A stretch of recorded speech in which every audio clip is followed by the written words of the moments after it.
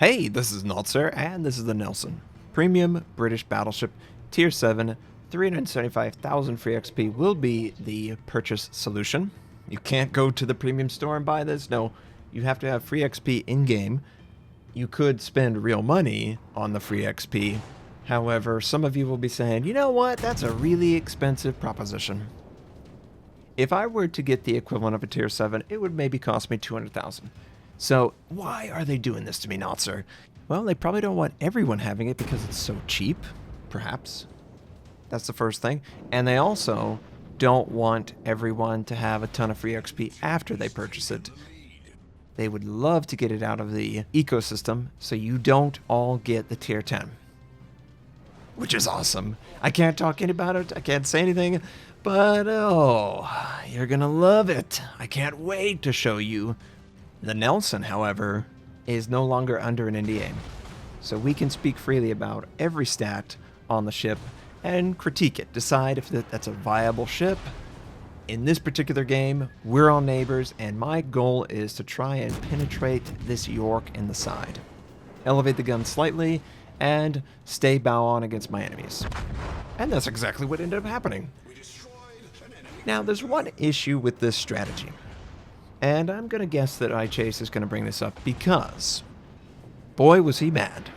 He was very frustrated with the bow armor. It is 25 millimeters.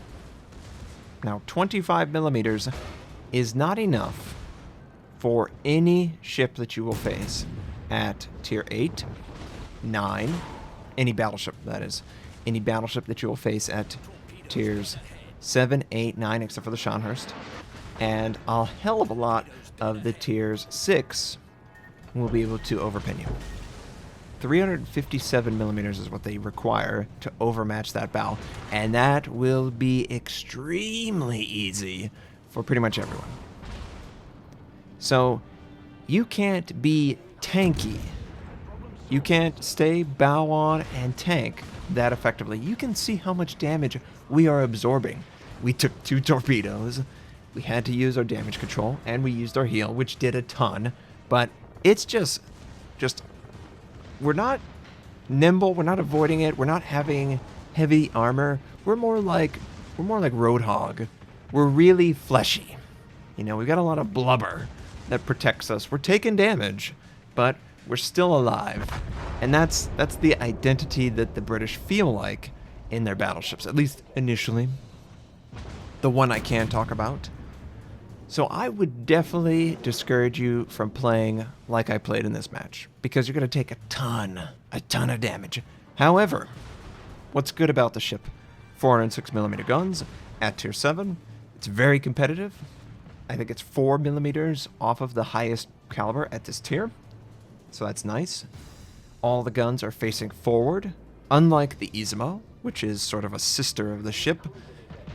The Dunkirk has the right trait, where all the main armament is forward facing, and if you rotate port to starboard, starboard to port, and you sort of wiggle, you will always have the gun available. The Izumo does not have the number 3 gun in that situation. The number 3 gun on the Izumo is facing backwards, and if you go port to starboard, you have to wait for it to rotate the long way, all the way around. So for all intents and purposes, you only have 2 guns, 2 turrets, for most of the nimble navigation that you want to do for the Izumo. Not the case with the Nelson. The Nelson has full access to the guns, port, starboard. The number 3 gun just requires a little bit more angling, but it rotates very quickly, and very quickly. 36 seconds. I do have Jack Dunkirk in this. I do have expert marksman. I'm not an idiot. But 36 seconds is really nice. That's extremely fast. That would tell me they want you to maneuver. They want you to be aggressive. They don't want you to stay in the back and wait on your guns rotating. And I would agree. You don't want to wait on these guns rotating because it's just a waste. You're never going to have a chance to really maximize your potential if you just stay in the back and you fire like you're some Japanese. You know, don't do that. Now this enemy Nagato, he's going to pull a Notser. Friendly was very kind in giving me smoke, which I needed desperately. I also need Superintendent. I believe the skill I took was Vigilance? Maybe? I think Vigilance and Superintendent are mandatory on this ship.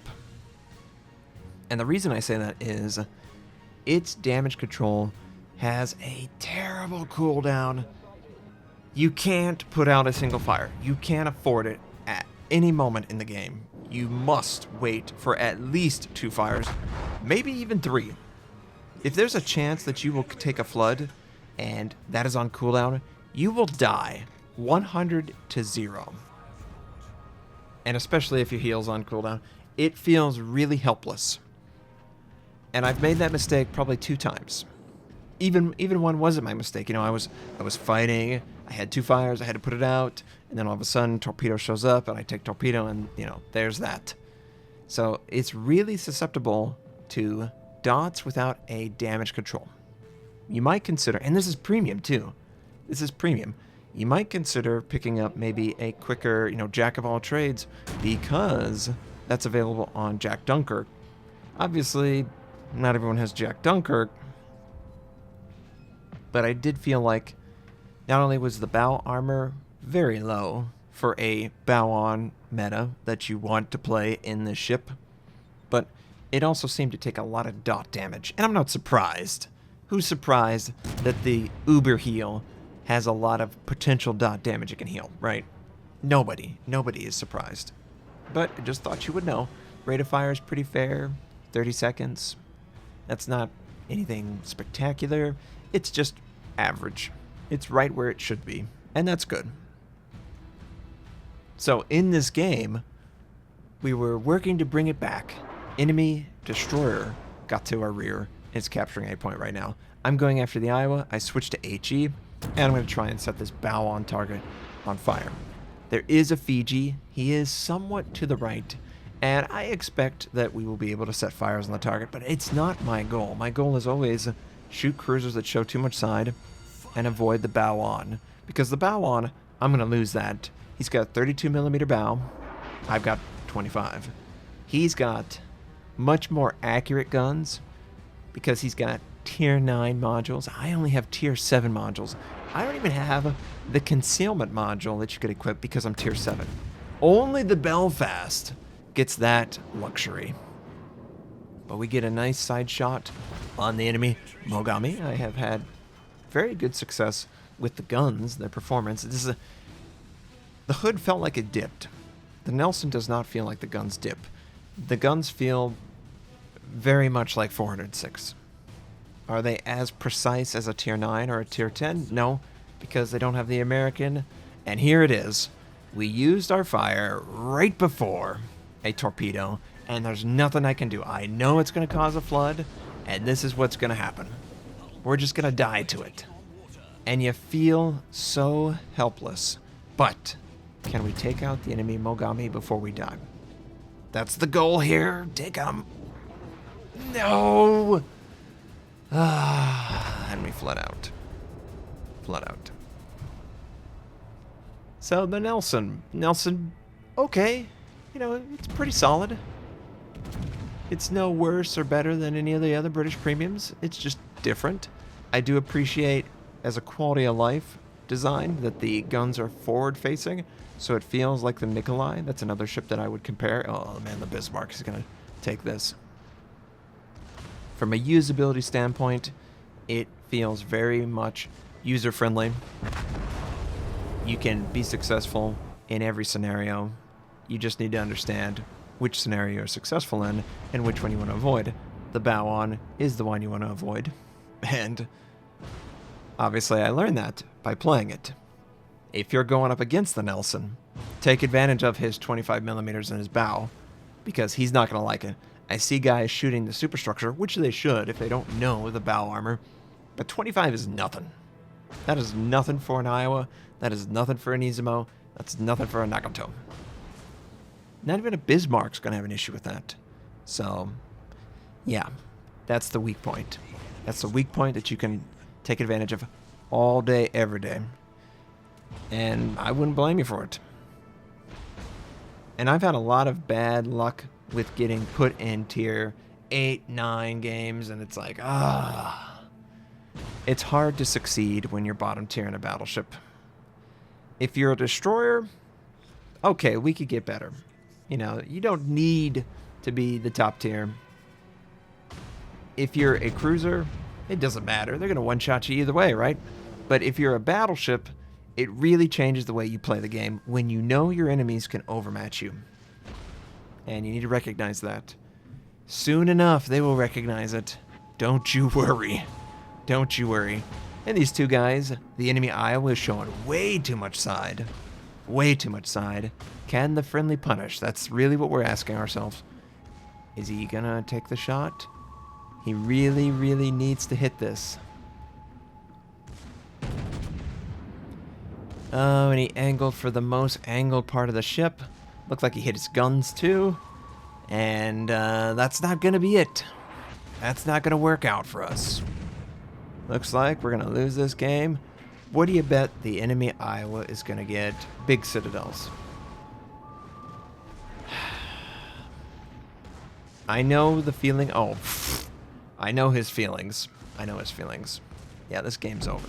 So overall, the Nelson first impression feels like a better version of the Izumo from a usability standpoint. I do like that it's a British commander trainer.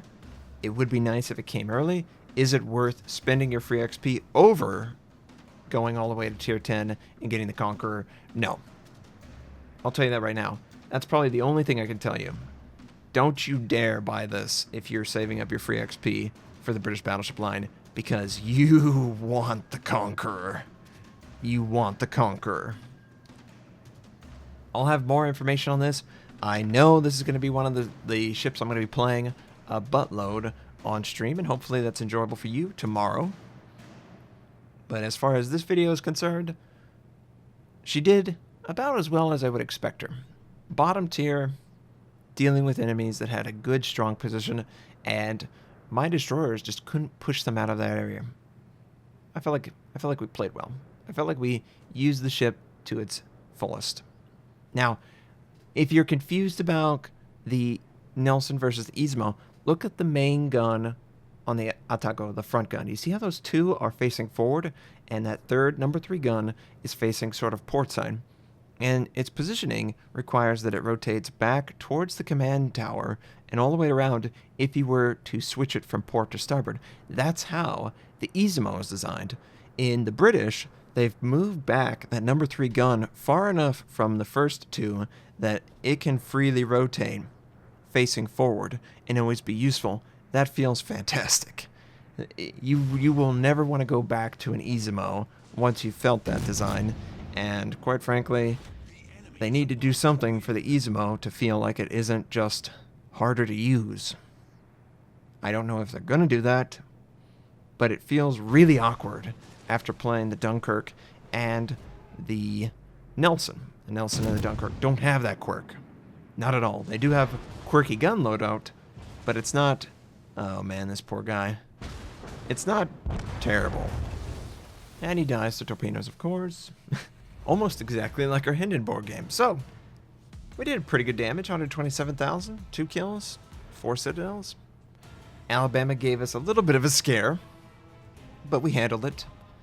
And, yeah, it was fun. It was fun. It's different enough that I would enjoy playing it. It is, of course, not like any other British battleship, so there's that. If you really want to invest in the British battleship commanders, you need trainers, and this is one way to do it.